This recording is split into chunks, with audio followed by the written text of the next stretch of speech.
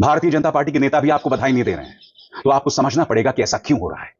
ऐसा इसलिए हो रहा है स्मृति ईरानी जी, क्योंकि आपके अंदर जिस कदर अहंकार था, जब आप ताकतवर थीं, जब आप सांसद थीं, आपने तमाम हदों को पार कर दिया। मैं नहीं भूला हूं कि जब आप सांसद थीं, तब आपसे कोई पत्रकार सवाल नहीं पूछ सकता था। आपको याद है, आपसे एक पत्रकार ने सवाल पूछने की हिम्मत की थी, दैनिक भास्कर के एक पत्रकार ने, और वो सवाल कोई कठिन सवाल भी नहीं था। आपने उसे धमकाया था और उसके बाद उसकी नौकरी चली गई थी।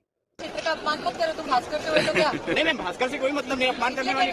दैनिक भास्कर से आप सबसे मुखर सांसद और एक मुखर नेता है जी। लेकिन दैनिक भास्कर से हो तो चलो, विधानसभा मेरी विधानसभा है, लोकसभा क्षेत्र की, आप अपमान मत करो जी। लेकिन मैम अगर आप इस क्षेत्र में आई हैं तो फिर दो शब्द बोल दिया दीदी, दो शब्द बोल मैं क्षेत्र का अपमान करते पत्रकार होते। नहीं, आपके क्षेत्र का अपमान नहीं हो रहा, लेकिन आप पहली बार ऐसा कर रही है, तो इसलिए आपसे मैं कह रहा हूँ, मतलब आप दो शब्द बोल दीजिए, बोलना नहीं चाह रही हैं। आप अगर मेरे क्षेत्र का अपमान करेंगे भैया, तो मैं आपके मालिकाना उनको फोन करके कहूंगी, पत्रकार को अधिकार नहीं क्षेत्र की जनता का अपमान करें। नहीं, मैं कोई अग्रवाल जी है ना, कोई अपमान नहीं हो रहा है। मैं करूंगी फोन और कहूंगी, सलोन विधानसभा क्षेत्र अमेठी लोकसभा क्षेत्र का हिस्सा है, मेरे क्षेत्र की जनता का अपमान मत करिए। आप होंगे बड़े रिपोर्टर, लेकिन आपको जनता का अपमान करने का अधिकार नहीं।